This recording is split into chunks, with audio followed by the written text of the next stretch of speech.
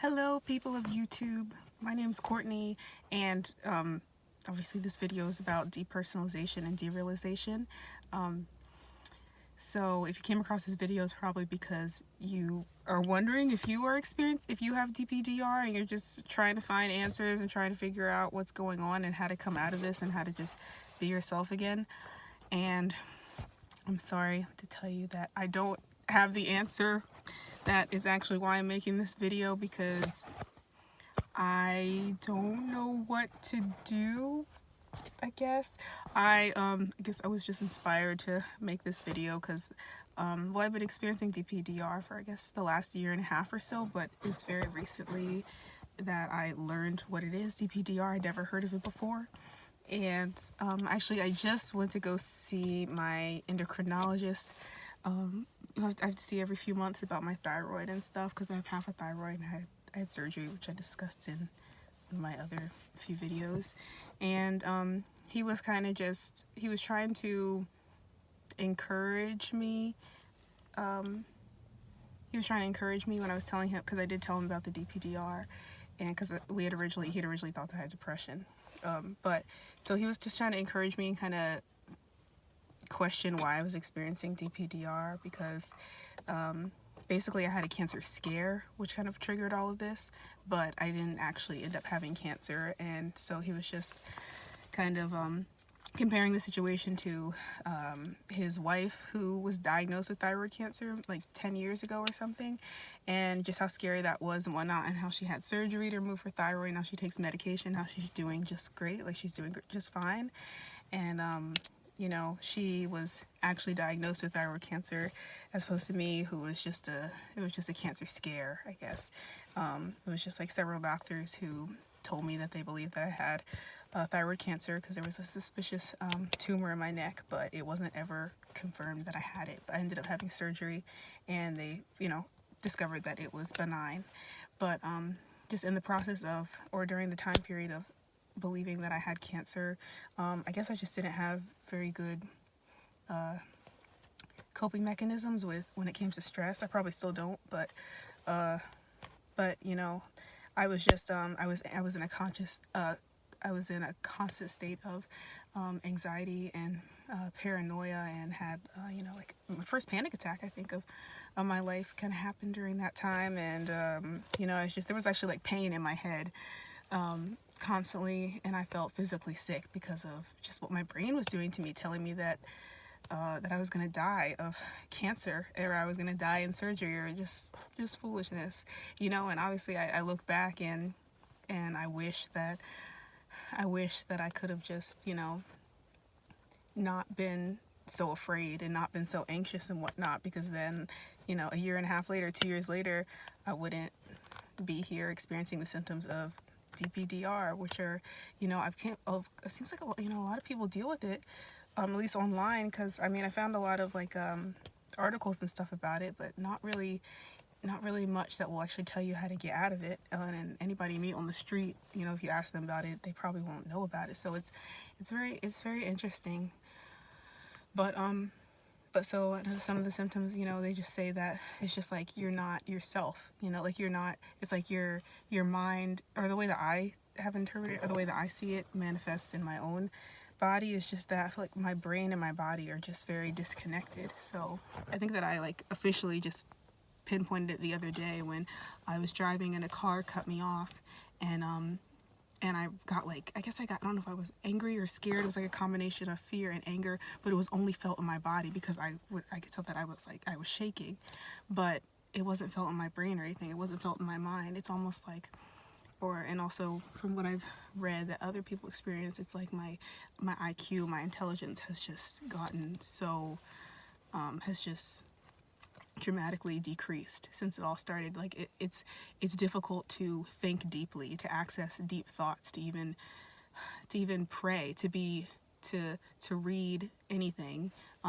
especially like meaningful things, like 'cause I'm a Christian, so if I want to study the Bible or something, it's like I'll read it, and it's just I'll read it and it's gone. Like it's completely gone. It's like my brain does not process the information that I'm reading, and it also is not processing the emotions that are felt within my own body, so it's not processing the emotions that are felt by people in front of me, people who might be sitting in front of me. It almost seems like it's like a dream, like they're not really there. It's like when you first wake up from a deep sleep, say your alarm goes off or somebody wakes you up and you just were in a deep sleep and you woke up and you're just kind of out of it.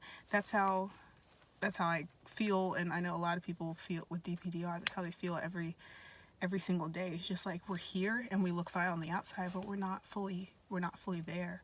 And I don't like to complain at all. I really don't, because I know that there's so many people going through way worse terrible things right now in the world, as well as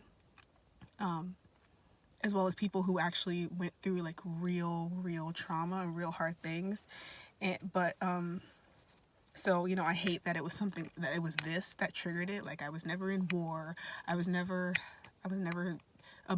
physically abused as a kid or anything. It was just that I thought that I had cancer and I thought that I was going to die of it. And right before this all happened, my grandmother actually, who lived with us, she passed away of pancreatic cancer. She had stage 4 pancreatic cancer, and my mom and I became her primary caregivers and just took care of her into her last days. And I don't know if that affected it, just thinking that, maybe believing that that was going to be my fate. But, you know, I guess it's frustrating, I guess, that I'm like, you know, I didn't even have cancer, but, you know, I guess it's pretty cool that the body can dissociate when it is at a, you know, feeling such a heightened sense of fear and whatnot, that it can do that. But it's just when the dissociating lasts past the actual danger is when it just sucks. And I would never wish it on anyone. I would never wish it on my worst enemies, because it's almost just like, I don't know, I guess I never realized until now how much emotions make you human. Like, I know that I'm human. You're looking at me right now, and I know that I'm human. I know that I am. By God's grace, I'm still alive and I'm still here today. And but it's just wild how much like emotions and feeling almost makes you human. Like, I hug, like my 1-year-old niece will come and just give me kisses and I don't feel anything. And you know, people close to me will be dealing with really hard things, or like a couple of women who I used to be close with at my old church that I have ended up leaving. They both lost their moms this past year, and I couldn't be sad with them. And I actually ended up just like distancing myself from them. And I've distanced myself from a lot of people that I used to be close with, and distanced myself from things that I used to care about, like church involvement, like, you know, just like fellowshipping with believers, going out, like not going out like dancing, but just being social, being present. I just don't experience that anymore. I mean, I just really struggle with that because I'm just not really here. I don't know. It can be kind of hard to explain, but I know that in the end that God is good, and that he's still working, that he works all things together for the good of those who love him. And I know that he has been to the past, he is in the present, and he is in the future. So he already knew that this was going to happen, that he already knew that I was going to experience this. But I'm still thankful for his mercy and for his goodness. And I just have to, even though I don't really feel things. Sometimes one thing that I do still experience, I do still laugh. Like if I find something funny or somebody says something funny, I'll still laugh. It's just like not really something that I'll hold on to. Like I'll laugh and then it's gone. You know, it's hard to explain. But that, and then once in a while something will break through and I'm able to cry once in a while.